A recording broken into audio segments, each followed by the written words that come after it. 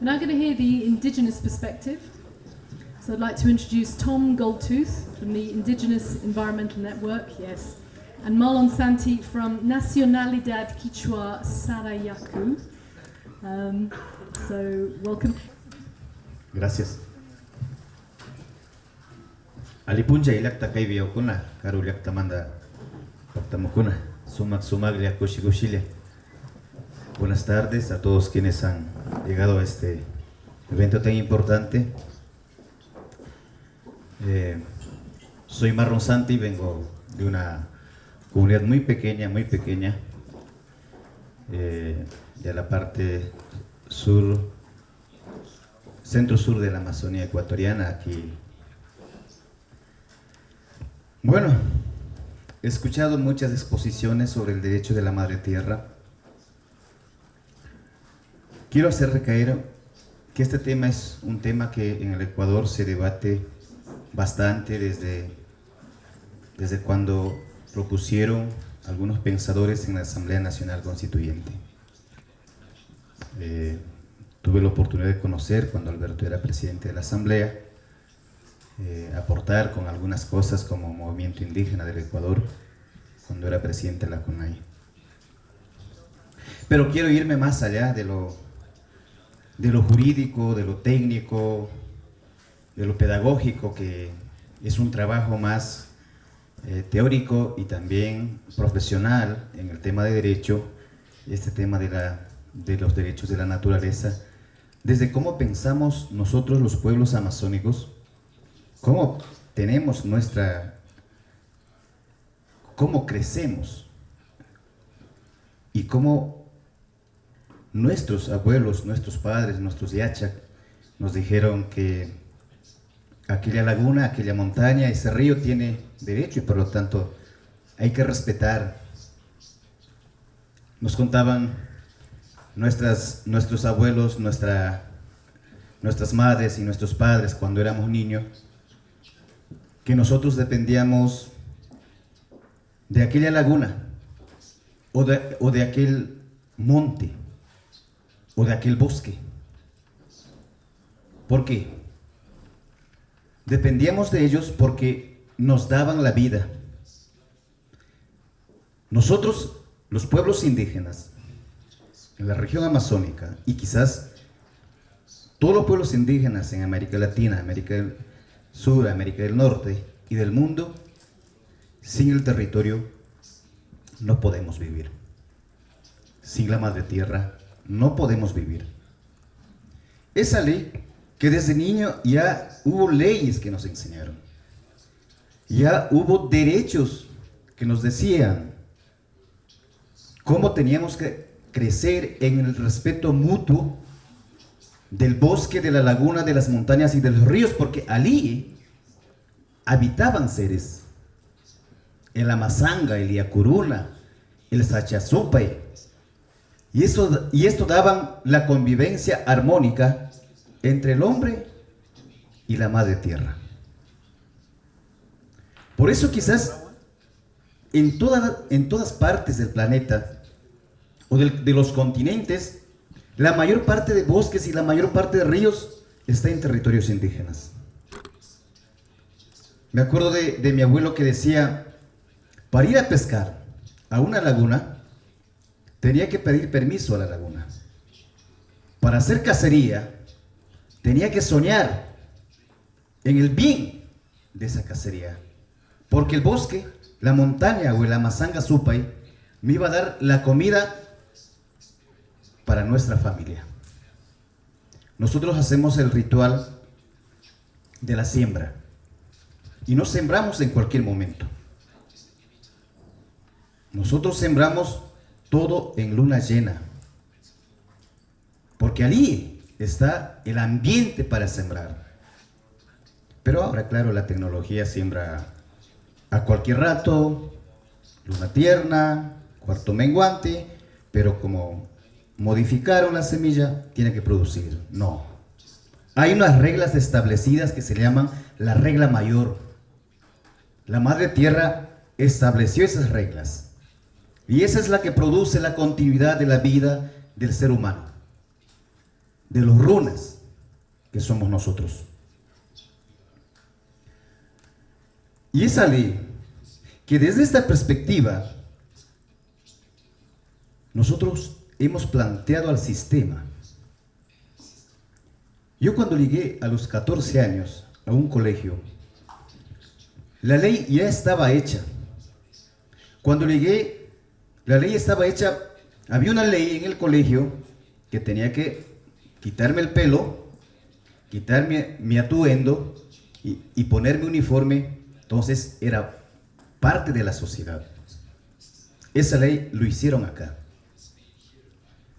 Pero para mí la ley ya existió, la nuestra, que no era sistemática, que no era escrita, ya existió de palabra en palabra, la verdadera palabra que se transmitía de padres, de abuelos y de las madres. ¿Qué pasa ahora?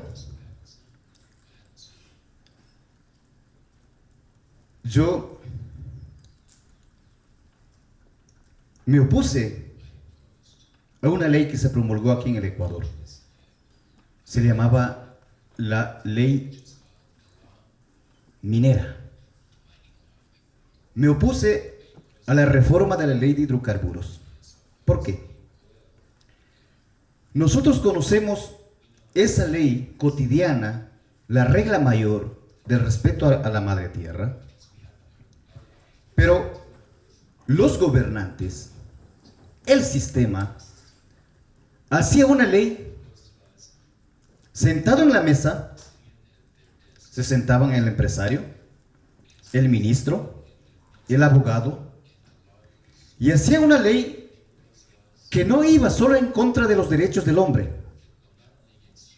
Hacían una ley que iba en contra de todo un sistema de vida.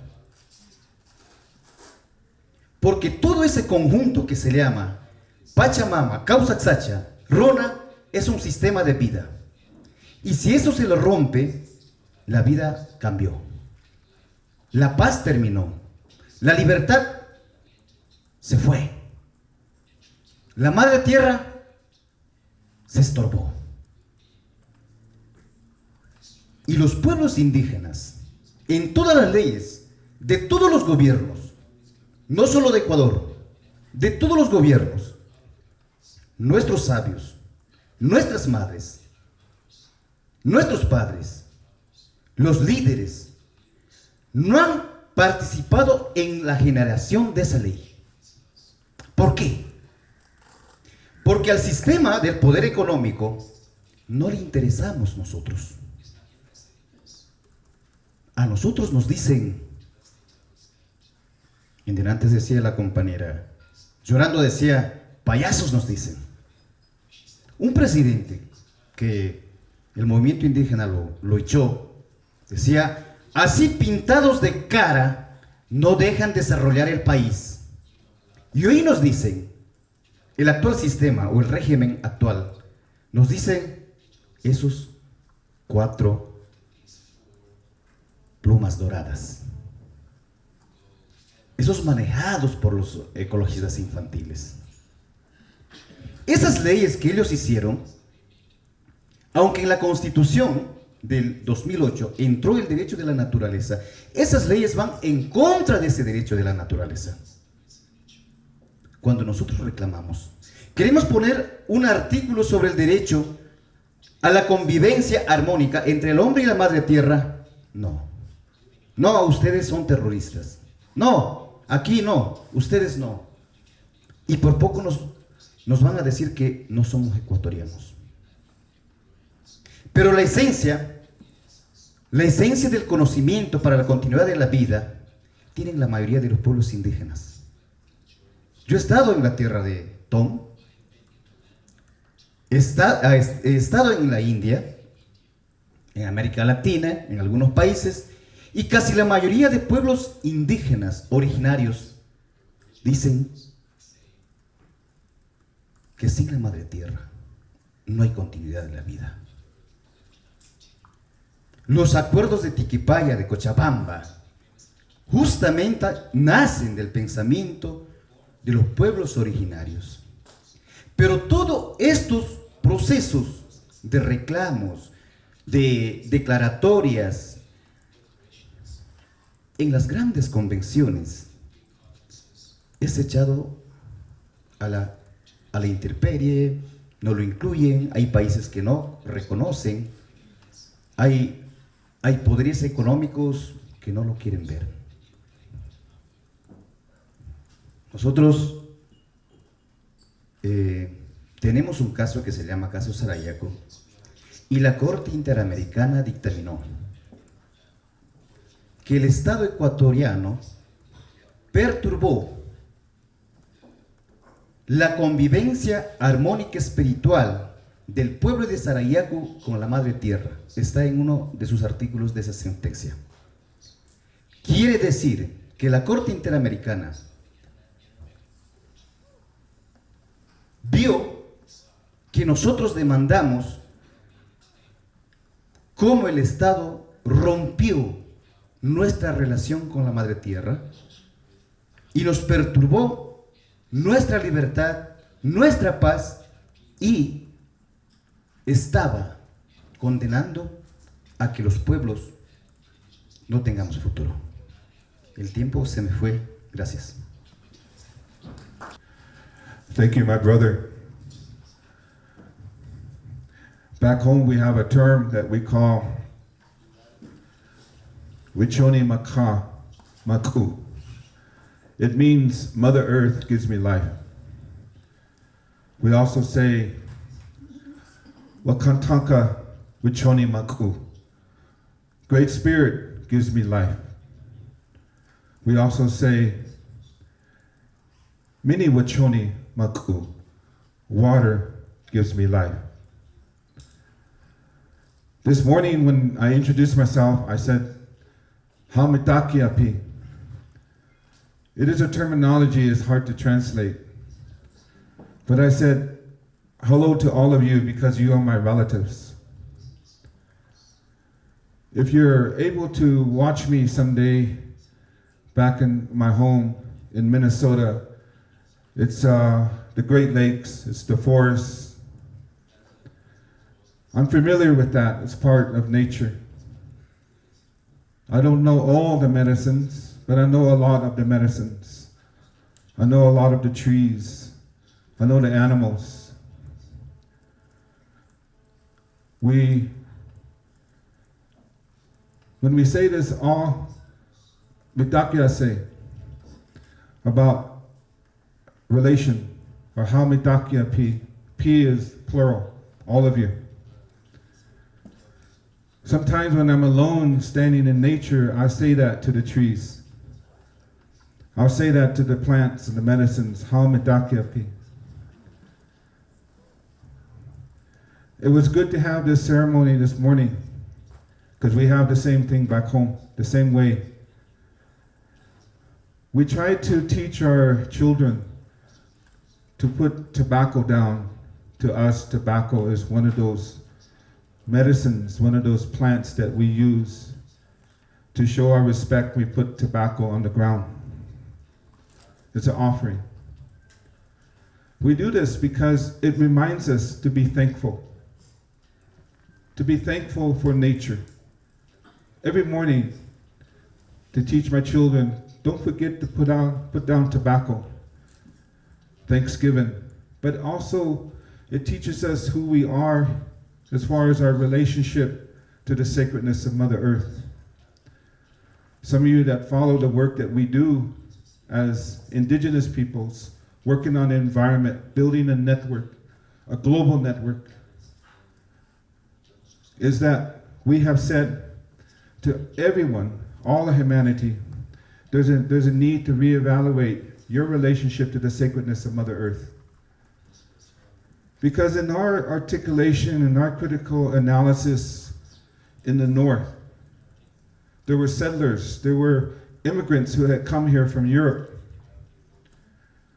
Some of them, but only a few, knew what their relationship was with the sacredness of Mother Earth.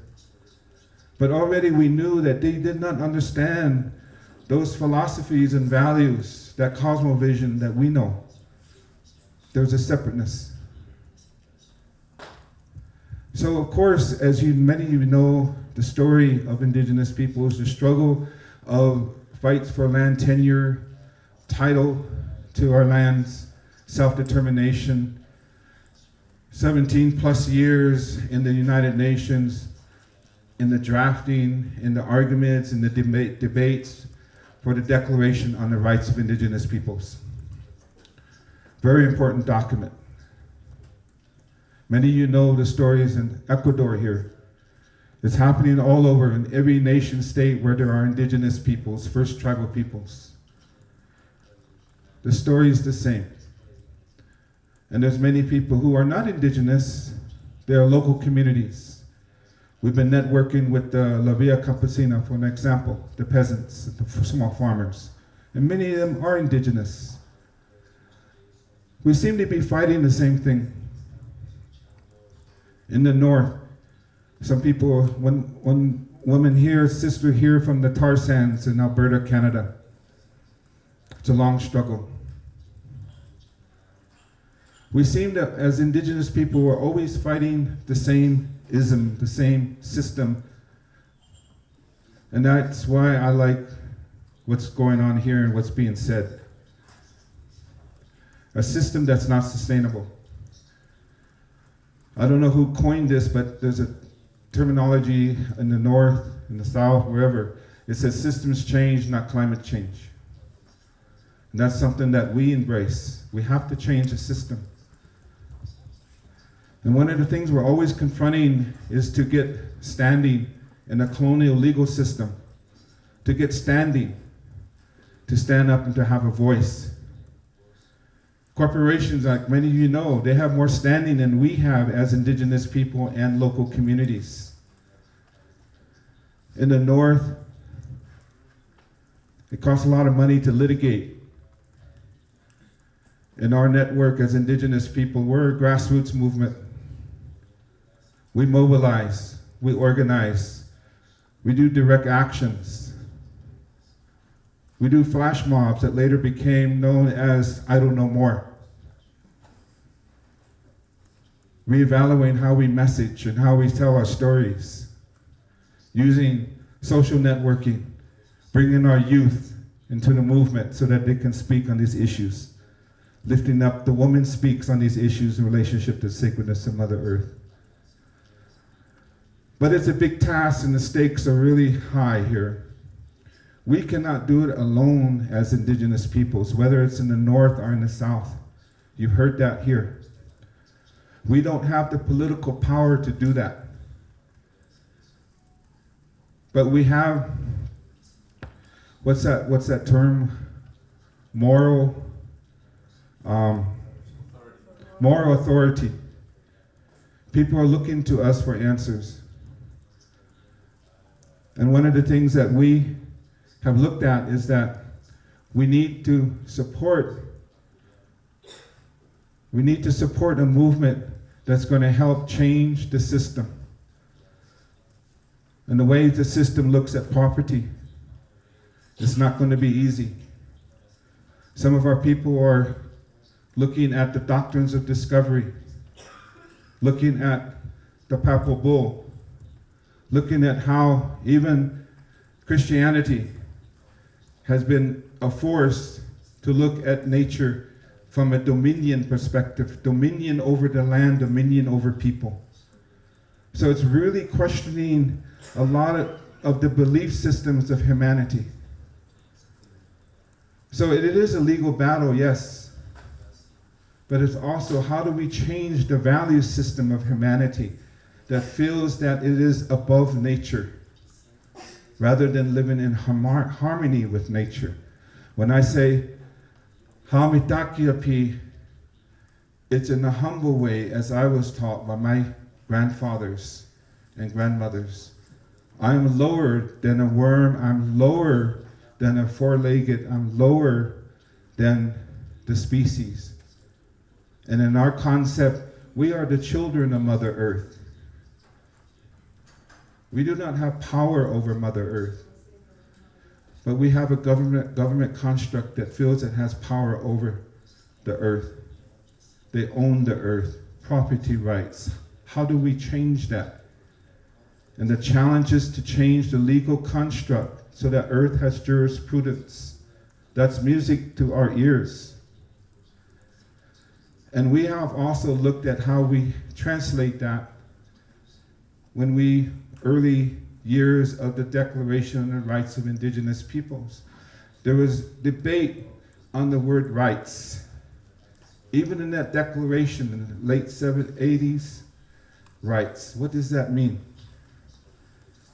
And our analysis is that we're dealing with colonial system, colonial laws, colonial policies, value system. They're going to have to try to change their ways, and they have rights. We're hoping that those rights will embrace those value systems that are dear to us and dear to you.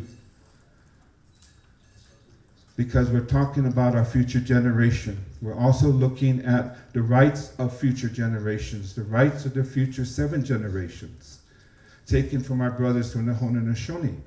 How can we incorporate that into our struggle, the rights of future generations, to a healthy ecological environment, a future for them? So these are different things that we're here to talk about as Indigenous, as non-Indigenous, to be part of this emerging, wherever it says emerging movement, the terminology. How do we build upon the alliance of people working on the rights of nature? So that's what I'm here for, to help participate in that discussion. Thank you.